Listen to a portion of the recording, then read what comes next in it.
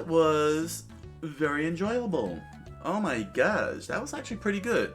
The Indie World Showcase was interesting. A lot of very interesting stuff, and the Partner Showcase had a lot of surprises. Oh my gosh, that was a lot of surprises, especially at the end. Especially at the end. Oh man. Oh man, and good on Nintendo for putting both the Indie Showcase and the Partner Showcase together. That really was fantastic. Very bold move, but you know what? Got everything out of the way because I can understand, I can see why possibly we might not see any more announcement. Well, we probably will see another now. No, because remember, Nintendo said that that the next console is happening next year, if I remember right. Sometime next year. They didn't say when, so it's very interesting that they put these two together. I mean, that's a whole lot of fan theory going on, whole lot of fan theory in that. But something tells me that that the next time we see an Indie Showcase and a Partner Showcase, it'll probably involve the next console. Something tells me that's gonna end up happening. That's why we got this double duty so late in the summer. Mind you, this is very late that we're getting this direct. You know, this type of direct. Normally we wouldn't see this type of direct until what, next year, after the holidays, like around January. I think it was like around January or February that we get the Indie World Showcase and the Partner Showcase. So the fact that they're doing this before the holiday and announcing that there's games happening in 2025, I can only surmise to say that they wanted to assure Switch owners that there are third-party games and indie games happening in 2025 right now at this moment, because they made the announcement that there's going to be a new console happening next year. So the next showcase, I agree, Venom-san. In my the next showcase will probably be the console reveal. It would make sense. It'll probably happen. Let's see. Okay, it would have to happen. When did Nintendo reveal the Switch? Was it in December or was it in January? Because the console was coming out in March. The console came out in March 2017. So they did that in December, right? They did the Switch reveal in December. Let me pull up the date. It's not that difficult. All I have to do is just type Nintendo Switch reveal. Nintendo Switch reveal. Nintendo Switch reveal. Reveal trailer was 7 years ago. Where's the official reveal trailer? I don't want some other company's crap. Yeah, their presentation. Here we go. Wait, Nintendo doesn't have their reveal thingy?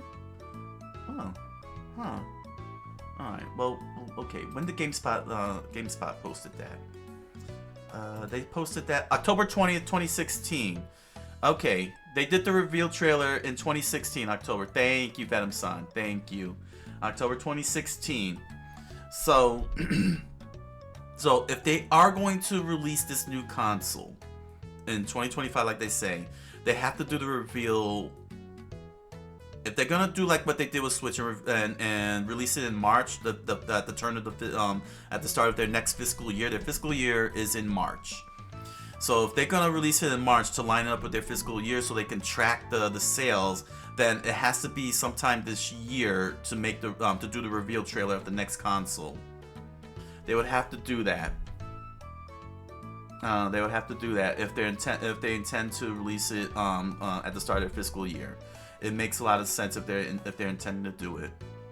Especially if they're looking to duplicate what they did. Yeah, and getting this direct out of the way does line up for it. Yes, I agree. I agree with that. It does line up. It seems like they're lining it up, because I can't see Nintendo waiting until the holiday season to release the console. Because they did hit it out of they did succeed when they put the Switch launch date at the start of their fiscal year. It would make perfect sense for them to do it again if they're looking to duplicate that same success, especially with Metroid Prime 4 coming out next year. and they could line that up for the holiday, make that the holiday killer app. You know, the killer app, put it for the holiday season. So it makes sense for them to do this type of direct now, to let people know there are games for the Switch in 2025. If you notice, they didn't give a specific date with many of these games. Like, they didn't say any games past March. They just say 2025. That's it. But no specific month. They're not saying it's past March or any other specific date. One can assume that they'll probably release it in January or February. But the fact that they're not mentioning any month means that they could be potential launch games. Like, yeah, they could be. You're right, Venom-san. It could be potential launch games. The multi-plat. I mean, that's the big thing now. They're multi-platting PS4 and PS5. You know? And yes, if Capcom Fighting Collection 2 is a launch, Venom-san, you're absolutely right. If that is if that's the case, that would be a smart move. Because then it'll show that the next console has fighting games to start off with, and not just any fighting games, but classic, tight, top tier fighting games. And it does give and it gives variety for the launch games. Fighting game fans will have something to look forward to if they want to jump into the next console, along with whatever Nintendo's going to drop, whatever console. But then again, if they are going to do it in March, Metroid Prime 4 is the one game they're going to need to spot up on launch day to really kick the console off. They can't hold that back they can't hold it back to the holiday season, because we still don't know what games are going to drop off. We only know that Metroid Prime 4 is going to happen in 2025 for the Switch, but it's obviously they're going to multi-plat it. It's obvious. It's obvious they're going to multi-plat that. And what better time to multi-plat it than as a launch game? Put that on the launch game. It would make a lot of sense for some of the games that are coming out in 2025 to multi-plat on the new console, and it'll give Nintendo a good starting library. When the Switch launched, they only had Breath of the Wild and 3 other games, as is typical, you know, with launches. I mean, Nintendo has been around the park before, you know, with this whole thing, and it took a long time for the games to really pile on. Especially with Nintendo's original opening plan of dropping a first-party game each month, which really was a big payoff. That was a big payoff by saying they were going to drop a first-party game each month post-launch, and they lived up to that, leading up to Super Mario Odyssey in the winter, in the holiday season. So I know I'm deviating away, but I'm just trying to speculate why now for the showcase and for the showcases, because they never do it at this time, never. And it's pretty obvious it's because of the next console, and they wanted to make sure people know that there's going to be third-party games and indie games in 2025 as well as this year.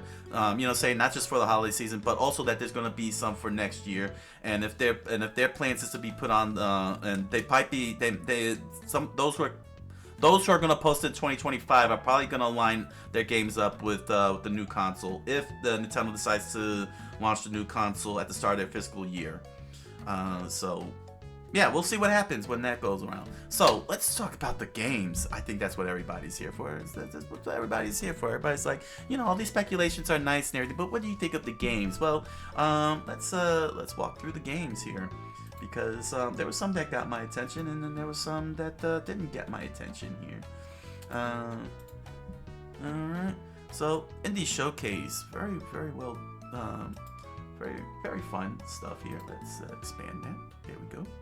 And yeah, they started off with Balatro, and honestly, I don't remember seeing this game in any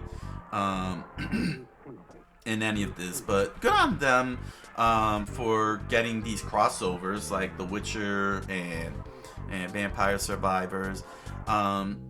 And Dave the Diver, but unfortunately, I don't know anything about this game. I don't remember seeing any trailer for it, and it looks like it's just standard 52 card, and the thing that's got me going, got me wondering is if any of these crossovers have any impact, alterations to the primary game, or is it just a cosmetic thing?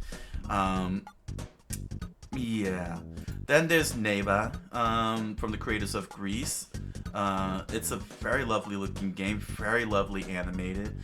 I don't know if it's a Metroidvania, but if it is, I'll be down for that. You know, I'm always one for the Metroidvanias. But look at the beautiful animation. This is, and it's very hard to tell if it's in game or not, but it's very, very nicely done.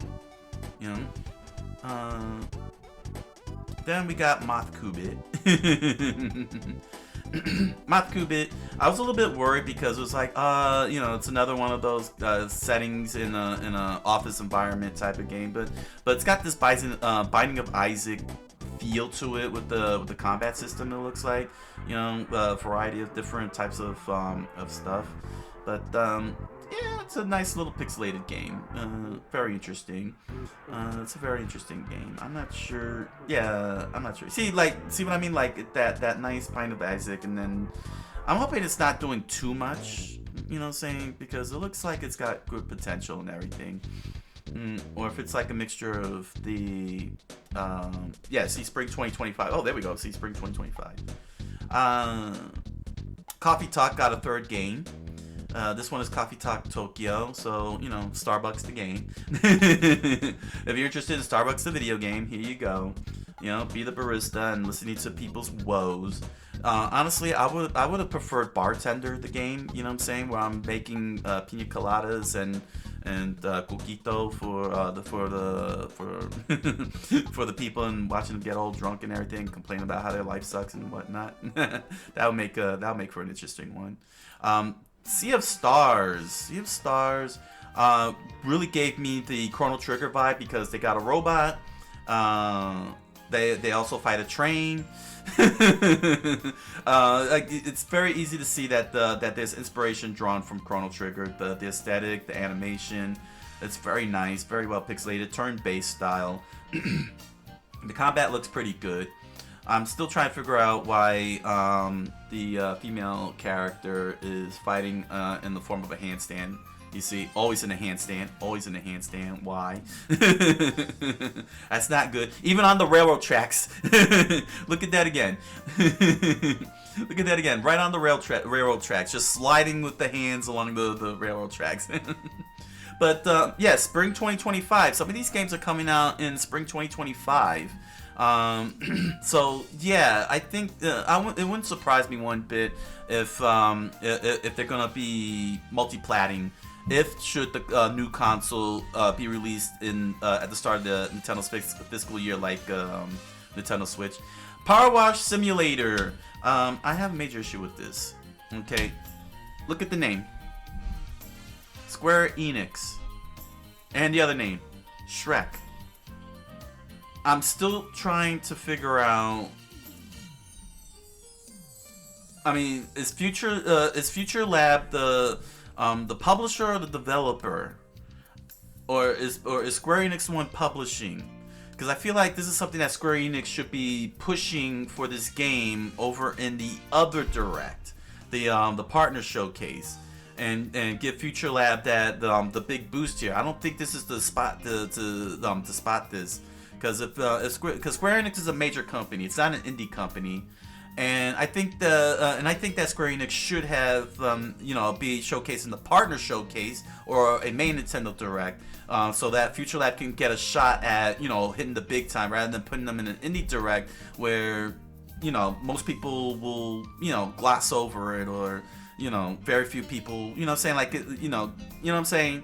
And not only that, but they got the Shrek Special Pack, which is a very big deal. That means they made a deal with DreamWorks to get Shrek in here.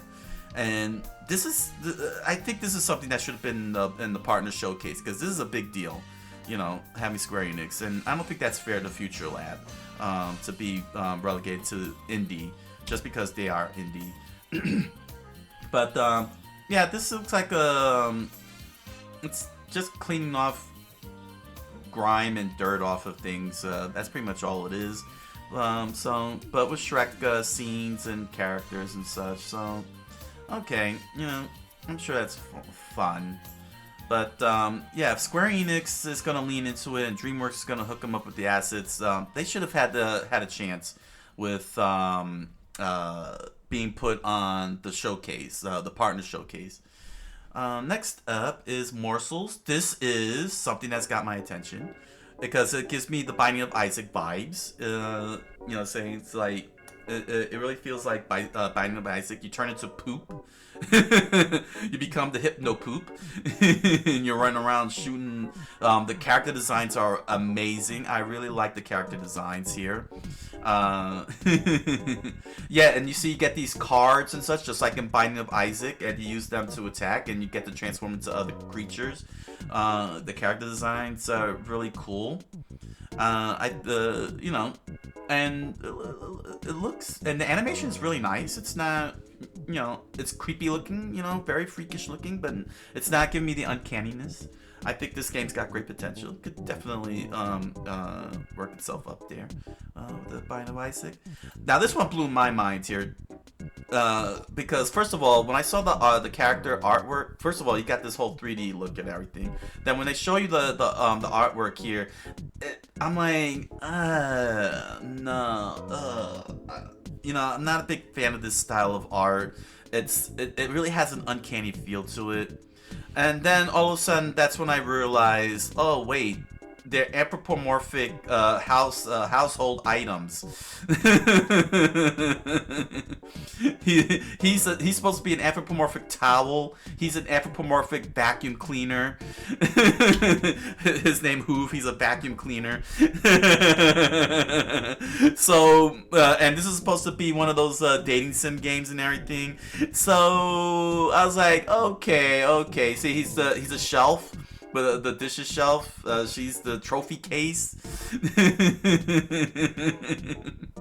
So, I'm like, okay. I'll, you know, only because of the originality, you're taking anthropomorphism to its logical conclusion, the lamp.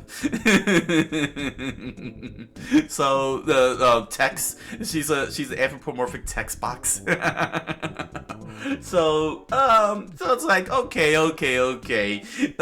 know what? The artwork really does make sense. If you're gonna do anthropomorphic weirdness, it's pretty funny. So yeah, good luck for them. You know, I hope they succeed. It's very clever. You know, October 24th, 2024. Date everything. Literally date everything. Now this game is amazing. It's inspired by pachinko, they said, and I even said it looked like pachinko, and they said this is inspired by pachinko. Basically, the pachinko ball goes down at the bottom, and then you got Yoda, baby Yoda, up in here fighting off all these creatures that's walking up to him. That's very interesting. And you do your combos right, and you get to do more damage. It's pretty cool. It's pretty cool. I think that's a very inventive concept, especially for pachinko. Something that's inspired by pachinko without being fully pachinko. Look at that. It's pretty cool. It's pretty cool. I think this would be a nice addictive pickup game. You know, and you know, they kept the animation simple. Looks like it. It's very noticeable. Like you could really tell Baby Yoda against Giant Knight and everything. So yeah, you know, that's something to keep an eye on. Next up is Wobbly Life. This one just didn't grab me, honestly. It definitely looks like a CDI game. You know, saying like one of those early '90s CDI educational games and such. I get it. It's probably all about the ragdoll physics, and that's cool. You know, that's cool. Ragdoll physics games can be very fun and everything. But it's pretty rudimentary, very basic. You know, it's very open worldish, but I don't know. I feel like there needs to be more, and it's and you need an NSO membership in order to do this online. So it's very ambitious, It's probably like dating sims or something. So rubber band games, curve games. I'm trying to remember who Curve is the same one here. I didn't know this one was a sequel. This one also needs an NSO account. This one goes up to 8 players. But it's a puzzle game, so it, you know, remind me of It Takes Two. But imagine doing that with 8 people. It takes 8, basically. This is It Takes 8. And yes, there's meanness in the game because you can kill off players, but it's pretty. It looks interesting, but you need an NSO once again, you know, to be able to enjoy this whole thing. So yeah, man, cool on them. They managed to pull to get a sequel, so you know that was good. That was good. Then here's the sizzle reel. This is the sizzle reel, yeah. So we got the sizzle reel. I'm very curious. Oh no, this is a DX edition of Shovel of Hope. Is Shovel of Hope a sequel? Or is that an expansion? I never did pay attention to that. Europa got better. Oh my gosh, Europa got better. The demo's available out now, but when I first saw the trailer, it was very, you know, it was still in its early stages, but this actually looks a lot better. Very well fleshed out, like very well. Look at it's a lot more detail, a lot more fleshed out. Cuisineer, another nice isometric fighting game, and then then you build stuff. It's another one of those, you know, life simulators. On Your Tail, I really like the artwork here. It's very well done. It's very well done characters. It's coming out November 21st. The character designs are nice. It doesn't look uncanny or weird or off the charts. It looks like it's a mystery game. Very big world. Nicely done. I'm not sure what this part is about. Metal Slug Tactics. We've been waiting on this, and it's coming out this fall. Thank you. Thank you very much. Can't wait to get this. Oh, man. The Plucky Squad from Devolver Digital. I remember seeing this. It's looking even better than the last trailer. And I like that it's a storybook, and you got the animation, the combat, and the story, but then they pop out and move around. I would like to get that.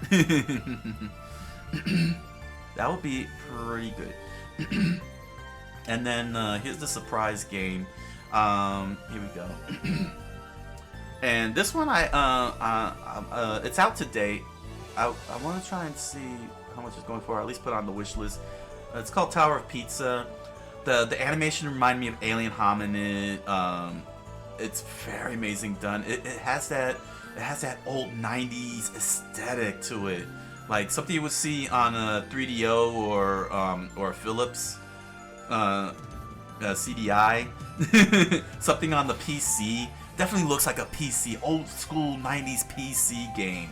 And it's very frantic, very frenetic, very action-packed. The gameplay looks tight. Like nothing seems to, like nothing is skipping or anything. It's very well moving. Very 90s. The animation just nice. I gotta take a look at that. This is Tower of Pizza. This was a yeah. Just look at that. I definitely want to take a look at this. I definitely want to take a look at this because it's just giving me the whole 90s vibe. Just look at that. Very nice. It's out today. Oh man, so that was the that was the indie showcase. Very interesting games. Some very cool games, some very weird ones, funny ones. But it wasn't that bad, and a lot of them, and some of those games are coming out in spring 2025. So, yeah, I wouldn't be surprised if it does come to light that Nintendo's going to release their next console at the start of their fiscal year, which is in March. And these games coming out spring 2025, it would make sense for them to be multi-platting on the Switch and the next console.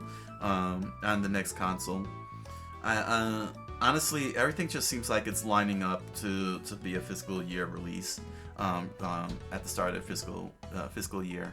But we'll find out. We'll find out soon soon enough when Nintendo decides 24 hours later to drop the bomb on us and say, "Oh, we're gonna do a Nintendo Direct for the next console in October," and we'll be like, "Ah, What? They do the reveal trailer in October or November, and then we get to see the presentation in January, just like they did with the Switch, and then they'll say it's coming out in March.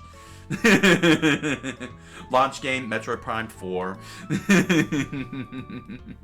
So, what about the partner showcase? Well, they kicked it off hard with Tetris. This is the collector's direct, the collections direct, because they started off with the Tetris collection, which was pretty surprising.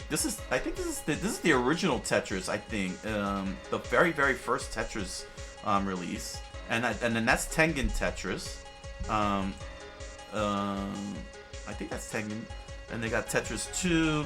They just top loaded a whole bunch of Tetris games. And they've been putting a whole new Tetris game, which was the surprising part. And they even have Hatris. But the surprising thing about this collection is that they put in a whole new Tetris game. And look at it, they even put in the Game Boy assets, which is freaking awesome. And they even got a documentary with about Alexei Pachinov and everything, which is so cool. Digital Eclipse, they're the same one, if I remember right. Digital Eclipse are the ones who did the story of Karateka, which is Karateka and the whole with the whole history, and Atari 50, which has again all the behind the scenes stuff and the big collection of Atari games. If that's them, yeah, they're hitting it out of the park. You know, bringing the history. You know, I keep saying it 1,000 times. We gotta preserve these things here. You know what I'm saying? Gotta preserve them. We gotta preserve this stuff, you know. I mean, so many games are disappearing. It's art, man. It's art. It's still art. But Tetris Forever with all the cool Tetris stuff, and of course Nintendo Switch Online. It's gonna have the first NES Tetris game, which is cool. And they're gonna do something with Tetris 99. Preservation! Yes, Venom-san. Preservation. Something tells me they're gonna put the NES assets of Tetris into Tetris 99. I thought this was Hi-Fi Rush for some reason. But here's the thing. These developers, who's the developers? Dear Villagers, clearly said, we've been playing Breath of the Wild a lot, where we keep having Link sliding on the shield. Why don't we make Breath of the Wild with Link on the shield? But it's all about Link being on the shield. That's what that screamed out to me, because you're surfing all throughout the landscape in this giant open world, fighting all these monsters, beating them down with the surfboard, all these puzzles and everything. It really screamed. It basically just took the surfing part of Breath of the Wild and made that the game mechanic. Good on them, because Nintendo wouldn't do it. Nah, Nintendo did do it. They did lean into it very hard with Tears of the Kingdom and made sure that was a full functional thing, which is pretty cool. But they made this the game mechanic, and that's a very amazing design here. Look at that. That is an awesome creature design. I like that. That's pretty cool. That's pretty awesome. Surf of the Wild. Surfboard of the Wild. There we go. Goat Simulator is back. Here's number 3. I'm still waiting for the day that Goat Simulator and Untitled Goose Game team up together in one whole big crossover where they're screwing around with everybody and destroying everything. There's not much to say. It's Goat Simulator. We all know it. We all scream about it. Ah! Scream like goats. Ah! So yeah, that's cool. Goat Simulator is still alive and kicking it. Finally, Nihon Falcom found a way to get the Legend of Heroes Trails in the Sky onto the Switch. Because I had because the thing is that I got Trails of Cold Steel 3 and 4, but they never released 1 and 2 on the Switch. It's available on PC, you know, on the Steam. But, you know, I would have liked to have, you know, that along with Trails in the Sky, you know what I'm saying, to complete the whole Legend of Heroes collection, because I've been buying Legend of Heroes on the Switch, like every time they drop it, I go and scoop it, but they don't have Trails of Cold Steel 1 and 2 to go with 3 and 4 that they release, and they definitely don't have Trails in the Sky. And it's great to see that that's coming out. That's coming out in 2025. I would not be surprised if that becomes a multi-plat. Smart move if they make a multi-plat. But from what I was told, from what not told, but from what I read, the issue that Nihon Falcom has with Trails in the Sky and Trails of Cold Steel is Xseed. Somehow they got correct me if I'm wrong. Correct me if I'm wrong. Correct me if I'm wrong. But it has something to do with the translation assets being under Xseed's control, and so Nihon Falcom can't just take it out, put it anywhere they want. They're beholden to Xseed because Xseed is the one who's doing the publication of the translations that they did. If I understand that correctly. So Nihon Falcom can't just, take their game, their Legend of Heroes game, and throw it on there without Xseed. I guess they seem to have rectified that with the with Trails in the Sky. Hopefully they rectified that with Trails of Cold Steel and get them all on the Switch so I can have a complete collection of the Legend of Heroes on the Switch, because it makes no sense to not have all the physical versions of the Legend of Heroes series and you're shortchanged because Xseed wants to be, I don't know. But it's great to see that Trails in the Sky, at least one of them is getting there. How many Trails in the Sky is there? There's 1 or 2? Is there 1 or 2 Trails in the Sky games? Only 1, right? I think. Well, I'll have to look that up later. But it's great to see that Trails in the Sky made it onto the Switch. And there's going to be a physical edition. Nihon Falcom has always been drawing physical edition. Star Wars Hunters! I don't care. Honestly, I don't care. It's cutesy. It's cutesy. I don't care. Stalker Legends of the Zone Trilogy. I've never heard of this game before. It's not grabbing me. Worms, we all know Worms. But Stalker, I don't know. It's all brown and gray. But it's great that they got it on there, their whole trilogy. So, good on them. Good on them. We're all rooting for you, GSC Game World. And of course we got Worms. Speed over here. Worms. We all know Worms. Many love Worms. Classic PC 90s game. It continues on. Worms Armageddon Anniversary Edition. Just have the worms blow each other up and everything. You know what? The formula works. Lean into it. That's what I say. Disney Dreamlight Valley with a new in-game event. That's nice. SpongeBob. They really leaned hard into SpongeBob here. They really leaned into SpongeBob. It's Patrick's Adventure. Good old-fashioned 90s 3D platformer. Okay. Excuse me. But yeah, I mean, it's the kids will love it. SpongeBob was already past my time, but it looks really nice. You know what I'm saying? It's very nice. The graphics and everything, very nice. Fitness boxing. I'm still waiting for JoJo's. We're still waiting for the JoJo's. Alright, they did Fist of the North Star. They did the Hatsune Miku. We just need JoJo's. We just need JoJo's so we can all order, and then pose. about how muscular we gotten. And they got a new feature, which is hilarious. The sit fit. The reason why I say hilarious because they have these songs, including Ghostbusters,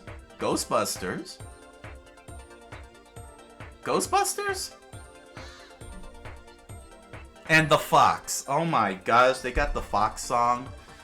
Oh no. So there you are, sitting, going like this, just like the game is telling you, to the tune of the Fox or Ghostbusters.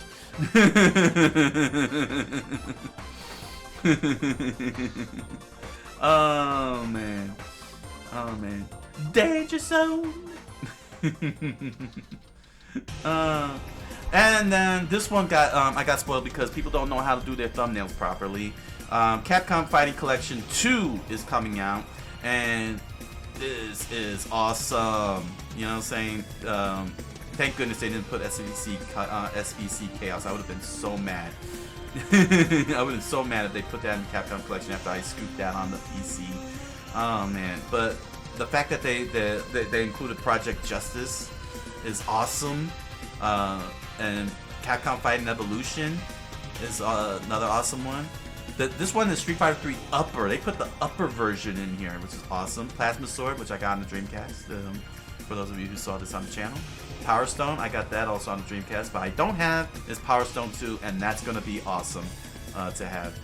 Is that 8 games? 1, 2, 3, 4, 5, 6, 7, 8. Yep, that's 8 fighting games. Oh my gosh, this is gonna be so awesome. Oh, and this is a pro edition of Capcom vs. SNK. It's not even the original edition. They put in the pro edition. Ooh, that's gonna be fantastic. That's cool. That means that they should have all of the balance issues, rebalanced and everything. But this is a solid collection here. And I can understand why they don't. They probably didn't spot up the other fighting games, some of the other fighting games they got, because they're already either in the other collections, the other fighting game collection, of course, obviously. But what I was thinking of is Cyberbots, because Cyberbots is in the Capcom Arcade Stadium series.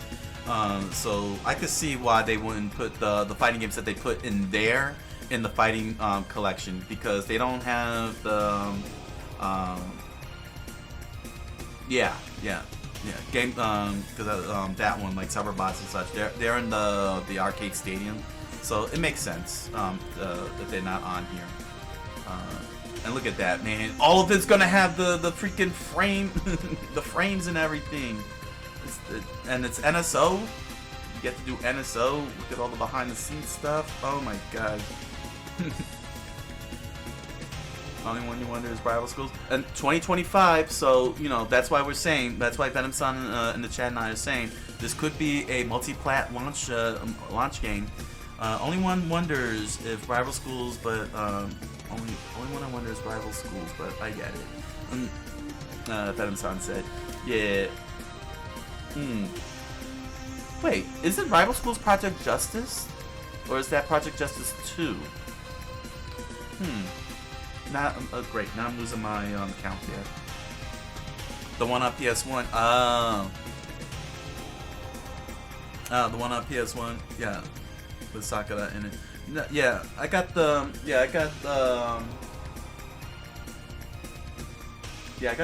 Dreamcast.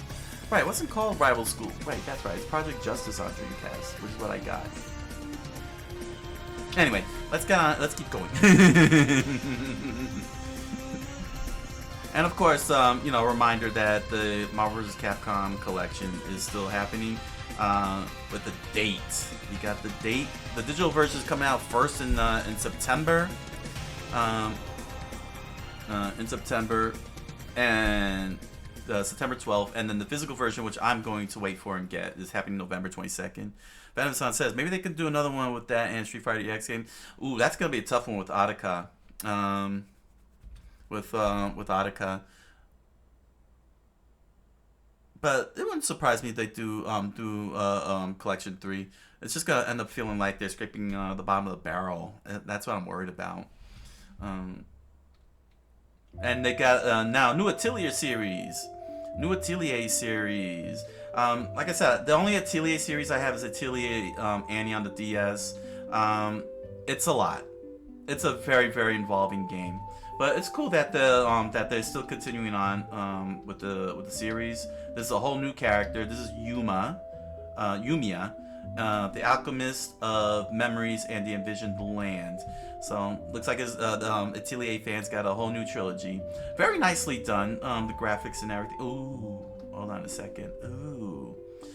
Ooh, I don't like the looks of that. They need to polish that up. That looks like PS2 levels of graphics there. A little bit PS3, a little too PS3 if you ask me. I may need to try and fix that up a bit. Yeah, it's pretty. Yeah, I could see it here too.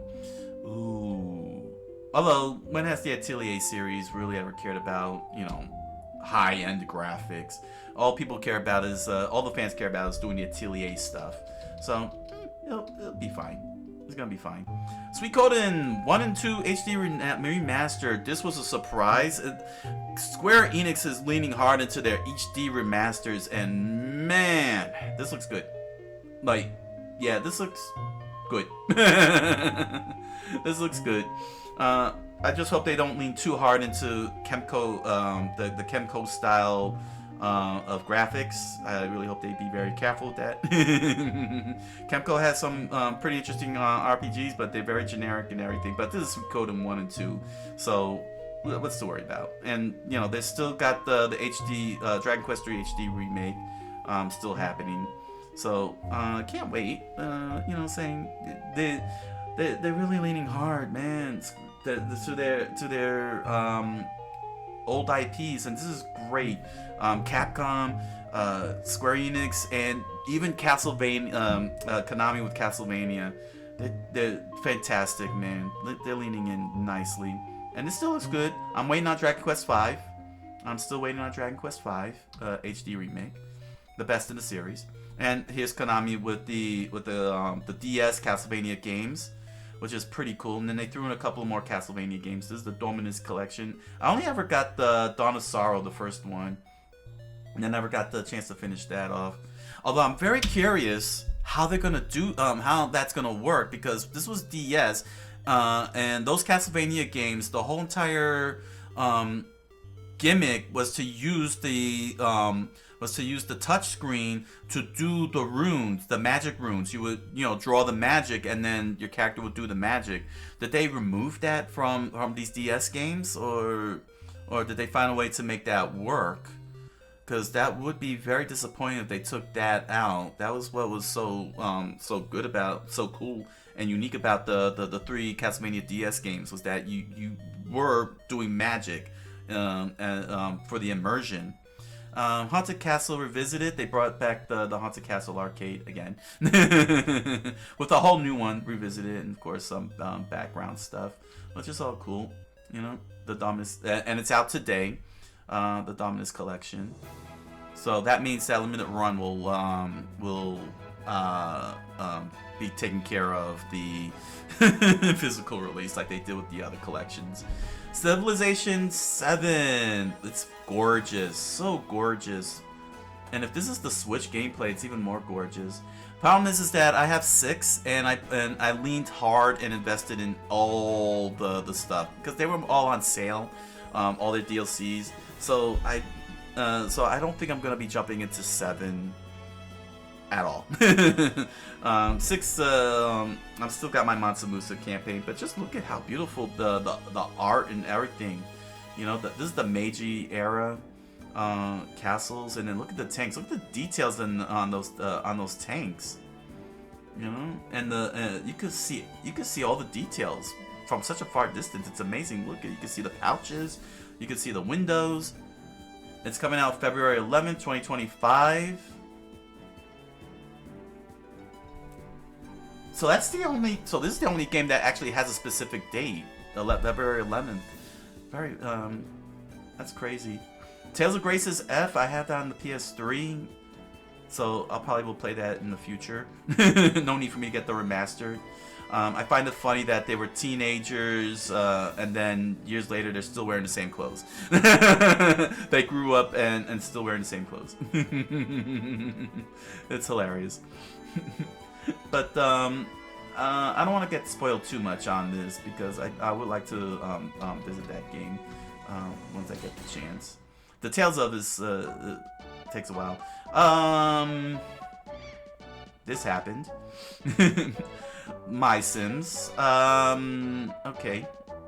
It's Minecraft Crossing. Animal Minecraft.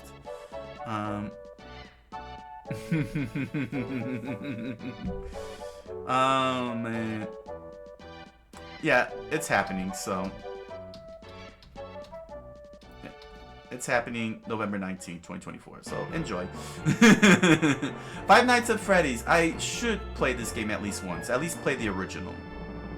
there's no reason for me not to play the original at least once. So I'll see what happens. But yeah, they got they could say, you know, hey, lean into it. It's a, you know what I'm saying, lean into it. It's a looks like a very fun series. It's very fun series. So yeah, lean into it, developers. Get your money. Get it all. Get it all. Get it, Scott Calthon.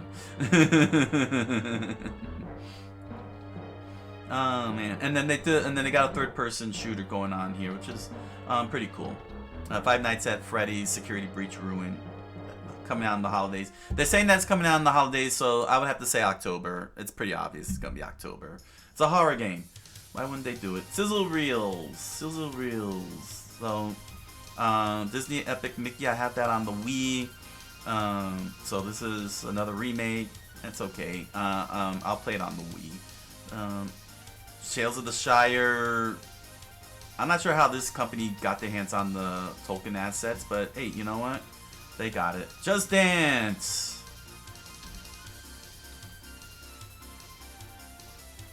And then they got the Funko Pop games, which is pretty hilarious. We saw that earlier. Funko Fusion. You know, it's another Fortnite, but with Funko Pop characters or something like that. Who knows? Who knows? Electronic Arts.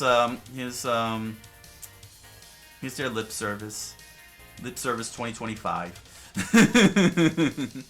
And again, I don't want to go back into my tirade, but PlayStation Publishing LLC, Lego Horizon Adventures. It doesn't matter, it's a Lego game. It's PlayStation Publishing on the Nintendo Switch. Who won this generation? I don't want to go back to that debate. I already made my point. You'll have to see the other direct to get that. And here comes another Rune Factory game, which again, this franchise was labeled dead, but you know, it's great that Rune Factory got a second wind and is and got really built up a big fan base enough to do a whole new game, and wish them the best of luck. It's another, you know, Animal Crossing, Minecraft, slice of life thing, you know, Stardew Valley. There's too many of those. But, you know, great on the Rune Factory fans. You know what I'm saying? I do have a Rune Factory game.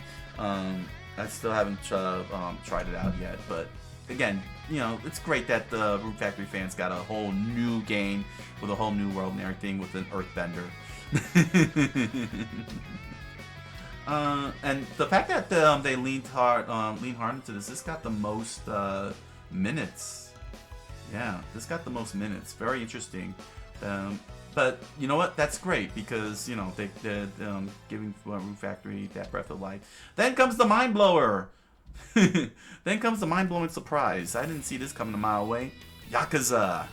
And smart on them on picking the game that is the origin story of the Yakuza storyline series. You know, within the story of the series.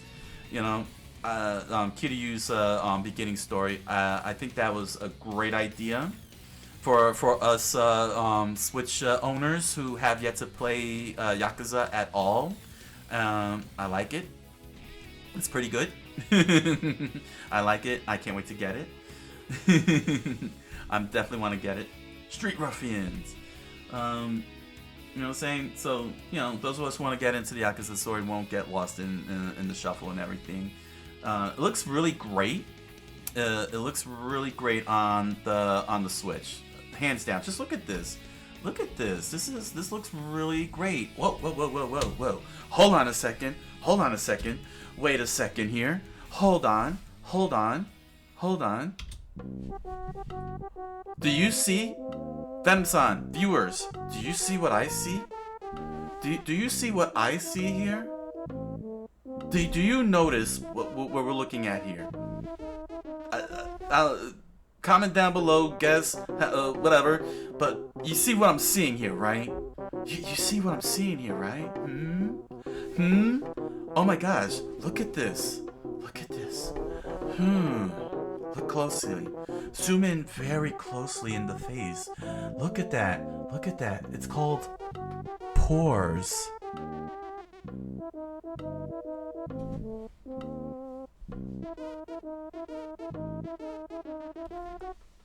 thought the Nintendo Switch was incapable of doing pores. I thought that was only next-gen gaming. Only the PS4 and PS5 and the Xbox Series is capable of pulling that off. Pores. Look at that. Look at that. You can see the details of the pores. I thought you only need to do HD gaming on 4K. Huh?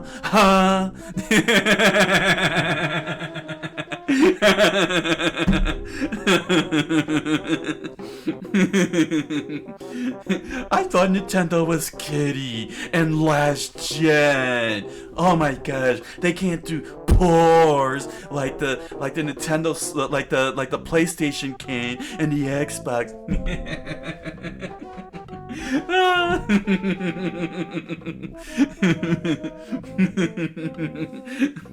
I'm just kidding. Poke. Oh man. Watch, I bet you that's PS4 footage they're showing us too. Watch, I bet you that's like PS5, PS4 footage they're actually showing in this trailer, and when we get the game, it's actually PS3 levels of Yakuza. It's not like they haven't done it before. Just look at Grand Theft Auto Collection. They caught us, we all thought we were going to get these Switch level graphics, and they threw in and they gave us a PS2 game.